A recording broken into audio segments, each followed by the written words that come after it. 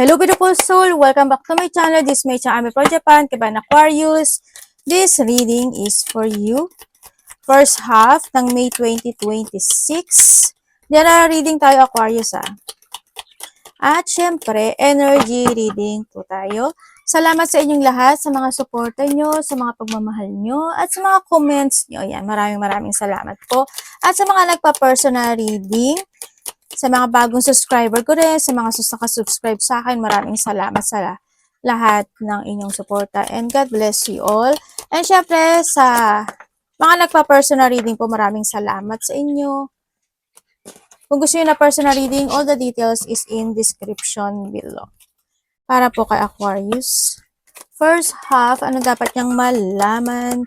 This first half po. Okay, thank you. Okay.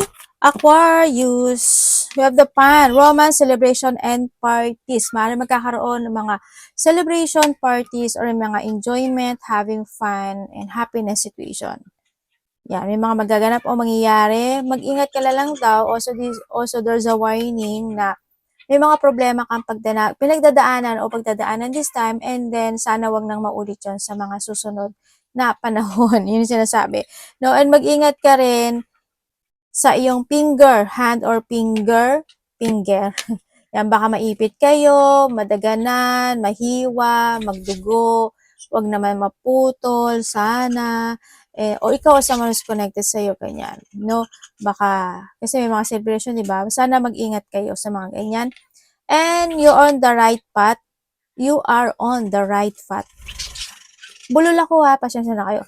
Regarding some aspect of your life, pwedeng nandun yung point na you are targeting into your situation. May mga tama, may mga mali din naman, ano? Sa iba sa inyo, may mga overthinking situation. Sa nakita ko dito, pwedeng kasi nakatingin ka doon, pwedeng nandun sa point ng mga unfinished business na maaring maalala mo, naiisip mo, o naaalala mo mga ganun sitwasyon. Ako nakita, o may mga pagkabalisa or worrying situation sa iba sa inyo. Pwedeng nandoon, ano? And December, maaring may kakilala ka na December ang kanyang birthday. Kasi may celebration din tayo, di ba? Or pwede rin sa December is, yun yung point na 12 minutes, 12 hours, weeks, days, weeks, or months man yan, or by December. No? Dito sa sitwasyon din na ito, handun yung point na may mga tao or may tao na magiging malamig pagdating sa iyo. Pwede hindi ka nila papansinin or mararamdaman mo na malamig sila sa iyo. Yan. Or sa iba naman sa inyo is mag-ingat tala kayo sa mga ubo, sipon, lagnat, masakit yung throat, lalamunan, mamalatin, mga ganyan. Ingat na lang kayo, no? Sa mga iniinom nyo rin, lalo na kung malamig, ingat kayo. Pwedeng hindi rin kasi nakakaguto palaging malamig yung iniinom or ice cream na kinakain nyo. Pero hindi ko naman kayo pinipigilan, sarili nyo yan, diba? Nasa inyo pa rin yan. Basta balance lang din, no? Sa ibig nyo. And we have the candle, you will be shown the way. Magkakaroon ng mga enlightenment in some aspect of your life. Pwede kasi ito is enlightenment. Sa iba naman dito is may mga ibibigay sa'yo ng signs sa universe. Repeating numbers, sa panaginip, by the song, sa tao na ipapadala sa'yo. Yan, may mga signs siya na ibibigay sa iyo. Sa iba naman sa inyo, mahilig ba kayo sa kandila? Ingat na lang kayo kung nagsisinda kayo ng kandila kasi medyo baka sunog ang kalabasan nyo yan. Iba dito may December, pwedeng nasa bansa kayo na may 4 season, na may malamig, ano, sa iba. Dito din sa candle, ang nakikita ko dito, which comes to arrow, is candle. Kasi you need to open your eyes din pagdating dito kay candle, ano, sa nakikita ko dito. Kasi handito si arrow, handito si bow. Ibig sabihin, may mga bagay ka doon na baka hindi mo mapansin, hindi mo mapagbigyan ng tuon, or ma-ignore mo, no? Yun ang sinasabi rin sa'yo dito.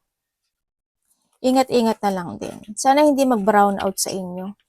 Something important such as new job or a raise. Sa iba sa inyo, is may mga opportunity na magbubukas sa'yo kasi andito si Arrow. Diba? May mga bago oportunidad na magbubukas sa'yo. Sa iba sa inyo, maaari may mga new job or new place, pang umaga, pang tanghali, pang gabi, section 1, section 2, section 3, or yung mga bago kang gagawin sa buhay mo. O sa iba dito is yung mga leveling up or raise ng kaperahan sa iba, no? Baka sa iba sa inyo mas nag-iipon na kayo this time kasi andito na rin si Arrow, or you need, ano, sa nakikita ko dito sa iba sa inyo. Kasi kailangan nyo rin ma-enlighten na mas focus na kayo. Kung dati hindi naging maganda, ngayon mag-focus na kayo para hindi na kayo maloko at mag-ipon na kayo ng pang-future nyo sa iba sa inyo.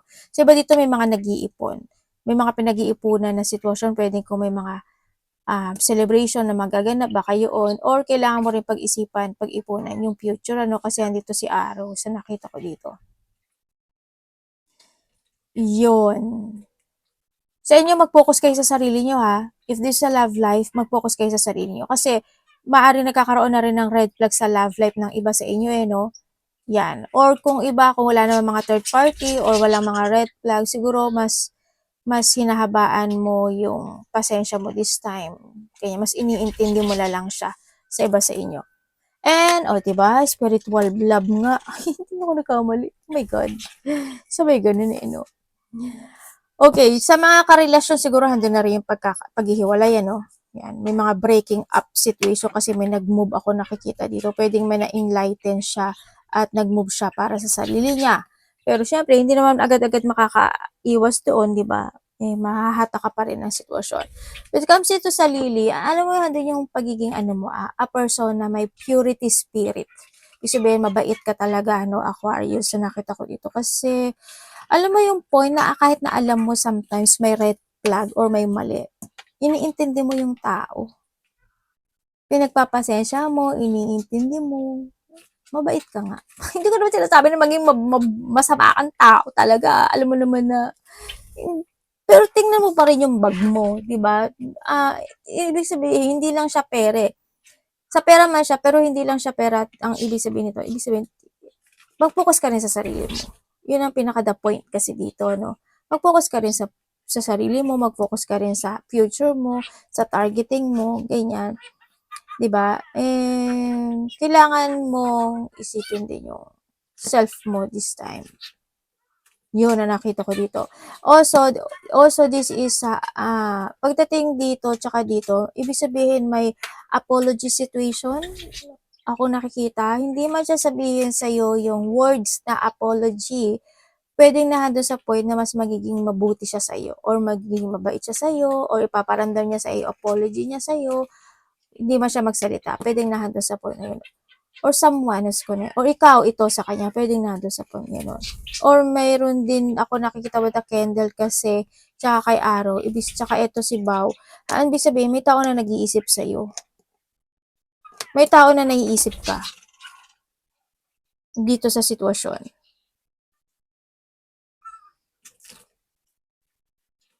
Pero, kung ito is bubuksan ko itong si Candle, tsaka itong si Bao, at tsaka ito si December, ibig sabihin, may taong ayaw sa'yo. Yun nakita ko. Sana hindi ka nai-evil eye. Yan. Pero mag-ingat na lang kayo. Mag-cleansing kayo palagi, ha? Yun na nakita ko. Basta yun. Ingat na lang kayo. Okay. O mga palipad hangin, kasi you have the arrow, no? Mga palipad hangin, ganyan. Mga taong galit, inggit. Tingnan natin, Aquarius. Isa pa. Para po kay Aquarius. Okay, thank you. Uy, may mga sakit ba kayo? Ingat, sabi ko ng iba dito, baka magkasakit kayo ha, magiinom na kayo agad ng pag naramdaman mo na makatilalamunan mo, piling mo sisipunin ka, ubuhin ka, makati yung mata mo, mag-advance thinking na kayo, wag nyo nang hintayin na lumala pa, uminom na kayo ng maligamgam, na may kalamansi o lemon, o mga bagay na pwede nyo i-remedy dyan sa mga nararamdaman nyo ha, para hindi magtuloy-tuloy siya. Yun ang, kaya nga nagbibigay din ako ng warning minsan kasi ayoko na mangyari sa inyo yung mga pwedeng mangyari para maiwasan nyo din. Kasi may iwasan nyo naman yun as long as aware kayo sa mga warning. Diba? Pero nasa sa inyo pa rin yan. Kasi kayo naman ang gagawa niyan no? Okay. Ready na ba kayong matakot? Sabi na. Si ate mo. Hala, sabi ko sa'yo, may nag-aano sa'yo eh. Oh,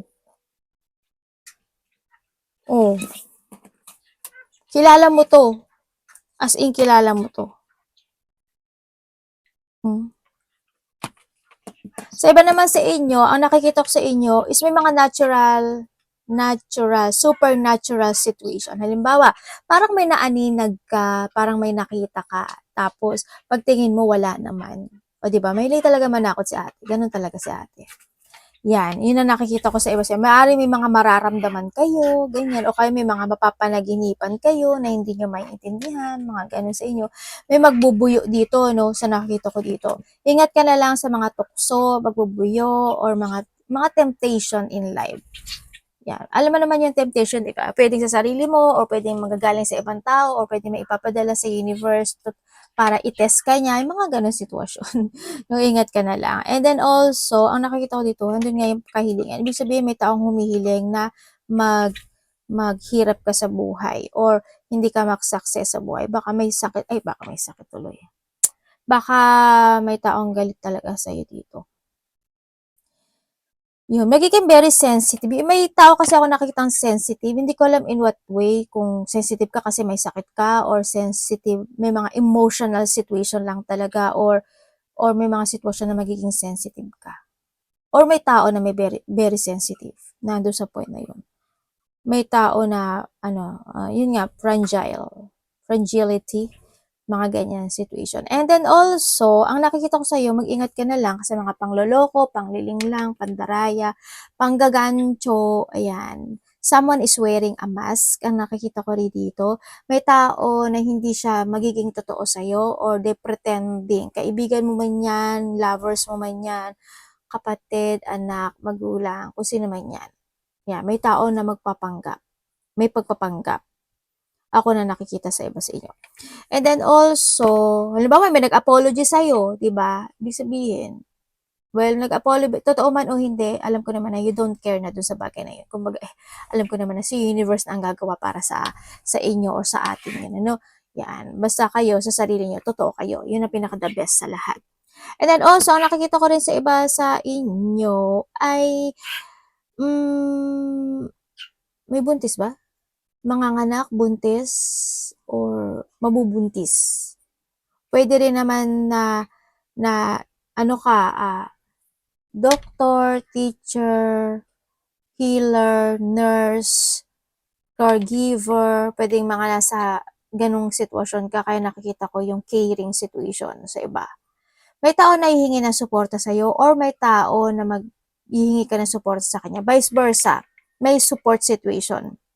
Ako na nakikita sa iba sa inyo.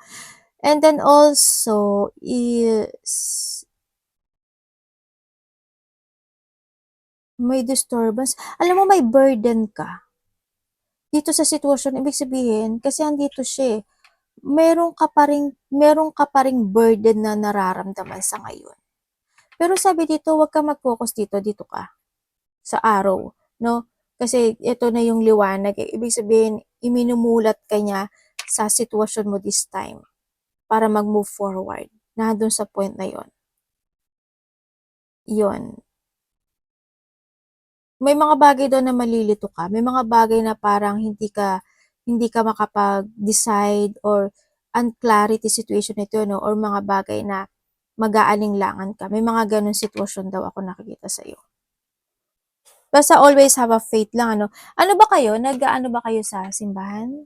Or you are a leadership part or magaling ka mag-advise or pwede rin na doon point na servitude ka, nagsisilbi ka, o may ang alliance, or may mga pinamumunuan kayo related to mga simbahan, pwedeng na doon sa point na yon.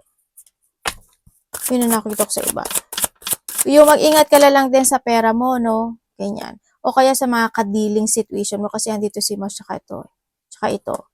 Yan. Kung sino yung mga mangungutang, makakausap, kadiling, ka-partnership, mag-ingat ka.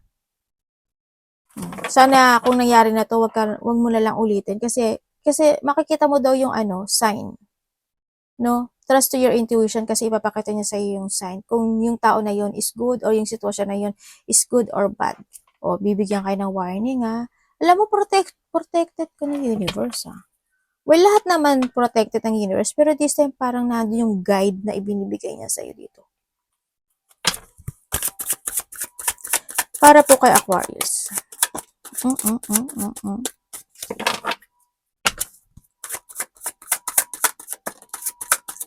O yeah, mag-ingat kayo sa health issue nyo. Baka may mga kailangan magpa-check up, doctor, hospital, maintenance. No, ingat lang din. Gawin nyo na yan. Meron kang 1, ano ba ito ate? 2, 3, and 5. Oy, changes is coming. Growth is coming. And the new beginning is coming. Okay. May lagay sa gatas. Or connected sa'yo ang gatas. Oy, ingat kayo sa... ano ba si ate? Mapagpigil tong si ate, no? Mapagpigil talaga ako. Pero alam nyo ba na ang gatas is isa siya sa... Well, maganda yun naman siya sa buto. Pero wag lang over, sabi dito. Kasi, i-research nyo na lang. Pero ang sa pagkakaalam ko kasi na ang gatas, isa siya sa nagiging cause of cancer. Yung mga mahihilig sa mga ganyan. May mga kasamang gatas. Mga dairy food, o mga gatas ito siya. Well, i-research nyo na lang. Okay, we have the Libra, Leo, Aries, and Pisces, and Cancer. Nagkakaroon o magkakaroon o may mga regret o mga pinagsisisihan in life. Yun ang nakikita ko sa iba sa inyo. Mag-ingat ka na lang din. Diba sabi ko kanina na ipapakita sa iyo yung sign ng sitwasyon. Kaya mag-focus ka dyan kasi merong sana wag naman, no? Kasi hindi naman siguro kayo lahat to. Mag-ingat na lang kayo. There's an accident situation. Malaki man o maliit yung accident, hindi ko alam in what way, kung sa pera ba siya, physical, emotional. Basta there's an accident na pwede maganap o mangyari. O pwede rin may mga tao magsisinungaling, ganyan. Merong magdidemand eh. Hindi ko alam kung sino. Pwedeng napapasok ka sa law situation, mga ganyan. No, ako nakikita mga judge or law situation, pwedeng nandun sa point na yon. Sa iba naman sa inyo is merong daw na sitwasyon na ikakat mo sa buhay mo or kinakailangan mo ng ikat sa buhay mo. Yun ang sabi. Pero nasa sa inyo yun. Kasi andito nga si growth, si 3. No? Yun na nakita ko dito. Andito rin yung point na may mga bagay kayo na mag-explore kasi kayo eh. Siguro may mga bagay ka nang susubukan, itatry mo to, itatry mo yan, itatry ko yun. May mga ganun sitwasyon. Ako nakikita sa iba sa inyo. Andun din yung paghahanda o mga plano o paghahanda sa isang sitwasyon. Yan, baka may mga pinaghahandaan ka na o mga bagay na kailangan mong paghandaan. Lalo na kung nasaang bansa ka, siguro kung may mga bagay of issue, situation, siguro kailangan mo na rin maganda kasi andito na yung candles na nakikita ko dito. And then also, ang nakikita ko rin dito, iba dito may mga legal matter. Yun nga, parang kanina sinabi ko, di ba? May mga legal matter situation.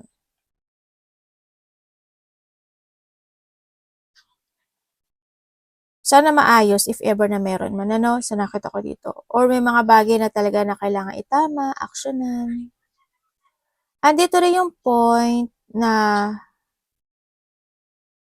magkakaroon daw ng iba sa inyo mga bagong pananaw sa kinabukasan or kasi andito si Candle, enlightenment, siguro andito yung point na magkakaroon ka ng mga bagong strategy, mga bagong pananaw sa kinabukasan, may mga bagong plano, o kaya ando na yung point na you're using your wisdom this time, yung karunungan mo, o yung talino mo, nandun sa, or you need to figure it out in what direction ka tatahak, o what direction yung ilelad ko mo, o what direction yung ipopoint mo with the arrow, o what direction yung pupuntahan mo. Pwedeng may mga travel situation, malayo o malapit, ano, yung mga ganong sitwasyon. Ako nakita sa iba sa inyo. And then also, sa iba naman is, meron ka daw na sitwasyon na aalis ka doon. parang ililibing behind mo siya or ile-let go mo talaga yun. Parang basta aalis ka sa isang sitwasyon sa buhay mo na siguro sa tingin mo parang it's not worth it, hindi ka masaya, hindi na maganda, mga gano'ng sitwasyon. May pagle-let go. Sino yung may bombahan na ano, alam mo yung dating, alam mo yung ano, yung bombahan, yung malalabas sa tubig na bombahan. Pang sa, ano yung tawag doon? Bombahan yun, di ba? Yun. Sino yung may gano'n na old fashion na bombahan? Kasi may nakita akong gano'n eh. Yung mga ilalagyan ng tubig, tapos bobombahin mo hanggang sa lumabas yung tubig. Yun. Sino? May nakikita akong gano'n. Yung iba sa inyo. And then also is, may tao dito na mapanakit, ano? May taong, siguro may mga pain ka na mararamdaman o may pain ka na nararamdaman kasi may mga mapanakit na tao, may nagsisinungaling eh dito. Yan. Sabi sa inyo is may mga ano daw kayo, may mga oportunidad na darating o magbubukas na bagong pintuan para sa iyo. May mga sitwasyon din daw na mananavigate mo or mararamdaman mo. May mga ganun. Hindi ko alam kung saan, kung sa trabaho mo ba yan, siguro mas, kasi andito si Kendall eh, mananavigate mo siya, halimbawa ay mangyayari to, ay, nagsisinungaling to, ay, basta mananavigate mo yung situation. Yun na nakikita ko sa iba sa inyo. And then also is, mag-relocate ba kayo? May relocation situation ako nakikita eh. Hindi ko alam kung saan aspeto ng buhay mo. Basta may mga relocation situation na pwedeng maganap sa inyo. Yun na nakikita ko dito. Mag-ingat ka na lang para hindi magkamali, ano, sa mga pagkakamali. Magkakaroon din ng mga, ano, disappointment in life. Siguro when it comes to this disappointment, marami klase ibig sabihin ng disappointment. Halimbawa, may tao ka makakausap, madi-disappoint ka kasi hindi naman dapat niyang sabihin yun, pero nasabi niya sa iyo yun. O kaya is, may tao na parang hindi ka niya pinakinggan, madi-disappoint ka sa kanya kasi sinasabihan mo siya kasi para sa ikakabuti niya, pero hindi siya nakikinig. Pwedeng madi-disappoint ka doon. O may mga bagay ka na gagawin na pwede ka ma-disappoint. Yan, may mga disappointment situation daw sa buhay. May mga konti lang naman na problema na alam ko na kayang-kaya mong solusyonan kasi may mga minor problems ka daw na pagdadaanan or mga, pero kaya mo siyang solusyonan eh. So nakita ko dito eh, kasi andito siya oh. Kaya mo siyang solusyonan. Ang nakita ko dito. Yon. Tsaka ano, may mga rancho ba kayo? Rancho eh, no? Siguro nasa ano kayo, part of the Europe, mga Europe part ba kayo? Or andun yung point na parang, ang place ng iba siguro medyo, parang ano yun? Province style, mga California, Europe, yung mga, parang may mga marami pang puno o may maraming parang, alam mo yung parang? Ano ba yung parang? Tagalog yun, di ba? Parang. Yung malawak yung kalawakan. Hindi ko alam eh. Basta yun na yun. Basta i-research nyo kung ano yung parang. Hindi ko alam kung ano pang words ng parang. Yan. Yan nakikita ko sa iba sa inyo. Iba dito mga sa Indo eh, no? Tapos malapit ba kayo sa ano, sa dagat? Or dagat yun. Dagat yun nakita ko eh. Yun, ang nakikita ko sa iba sa inyo. Basta you need to be prepared. Pag-ingat ka lang sa mga tao na sana wag na maulit kung naling lang kayo. Wag ka mauulit. No? Mag-ingat kayo sa mga tao na mapagpanggap. Yan. Always have a faith, as sinasabi dito. Sabi dito, ano, hanapin mo daw yung sitwasyon. Kasi we have the arrow. Hanapin mo daw yung sarili mo kung saan ka nababagay. Yun ang sabi. Kung ano yung para sa'yo, hanapin mo daw yon. Kung hindi ka na masaya sa sitwasyon mo, release it. O kung hindi ka makapag-release, change mo yung decision. Ibahin mo yung strategy mo, ibahin mo yung pananaw mo sa kinabukasan, mga ganong sitwasyon. Kasi may mga ganong sitwasyon, kasi may mga tao na hindi magiging equal sa iyo. No? Yun. Yun ang sinasabi dito. May mga paglilinis ano, ibig sabihin may mga bagay na lilinisin, hindi ko alam kung ano lilinisin, basta may paglilinis na magaganap. Puwedeng maglinis ka ng kwarto, bahay, o mga sitwasyon sa buhay, kung saan man 'yan. Arigatou namaste, God bless.